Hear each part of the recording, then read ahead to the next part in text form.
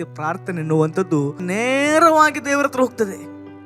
ಯಾವ ರೀತಿ ಒಂದು ಕನೆಕ್ಷನ್ ಅಲ್ಲಿ ನಾವಿರುವಾಗ, ನೆಟ್ವರ್ಕಿನ ಒಳಗೆ ನಾವಿರುವಾಗ, ಮೊಬೈಲ್ ಮತ್ತೆ ಸರ್ವರ್ ಆ ನೆಟ್ವರ್ಕ್ ಒಳಗಿರುವಾಗ ನಾವು ಮಾತನಾಡಲಿಕ್ಕೆ ಅಥವಾ ಏನಾದ್ರು ಇದ್ರೆ ಅದು ನೇರವಾಗಿ ಸರ್ವರ್ಗೆ ಹೋಗಿ ಯಾರಿಗೆ ಕಾಂಟ್ಯಾಕ್ಟ್ ಮಾಡಬೇಕಾದ್ರೆ ಅಲ್ಲಿ ಕಾಂಟ್ಯಾಕ್ಟ್ ಆಗ. ದುಬೈಲಿರ್ಬೋದು, ಅಮೇರಿಕದಲ್ಲಿರ್ಬಹುದು, ಜಪಾನ್ನಲ್ಲಿರ್ಬೋದು, ಯಾವುದೇ ಪ್ರದೇಶದಲ್ಲಿರ್ಬೋದು, ಆ ಸರ್ವರ್ ಅಲ್ಲಿ ಕನೆಕ್ಟ್ ಮಾಡಿಬಿಡ್ತದೆ. ಅದಕ್ಕಿಂತ ಪವರ್ಫುಲ್ ಆಗಿರುವಂಥ ನಾವು ಪ್ರಾರ್ಥನೆ, ಯೇಸು ಕ್ರಿಸ್ತನಲ್ಲಿ ಇರುವಂತ ನಾವುಗಳು ಪ್ರಾರ್ಥನೆ ಮಾಡುವಾಗ, ಆತನ ಹೆಸರಿನಲ್ಲಿ ಅಧಿಕಾರದಿಂದ ಪ್ರಾರ್ಥನೆ ಮಾಡುವಾಗ, ಆ ಪ್ರಾರ್ಥನೆಯು ಆ ದೇವರ ಬಳಿಗೆ ಹೋಗಿ ಎಲ್ಲಿಗೆ ಅದು ಹೋಗಬೇಕು ಅಲ್ಲಿ ಹೋಗಿ ಅದು ಸರಿ ಮಾಡಿಬಿಡುತ್ತದೆ. ಸೂಪರ್ ನ್ಯಾಚುರಲ್ ಆಗುವಂತ ಈ ಶಾರೀರಿಕ ಕಣ್ಣುಗಳು, ಈ ಲೋಕದ ಮನಸ್ಸುಗಳು ಇದನ್ನು ಅರ್ಥ ಮಾಡಲಿಕ್ಕೆ ಸಾಧ್ಯ ಇಲ್ಲ. ಬೇರೆ ಆಧ್ಯಾತ್ಮಿಕವಾಗಿ ನಾನು ಹೇಳುವುದಾದ್ರೆ ಇದೊಂದು ಅಧಿಕಾರ.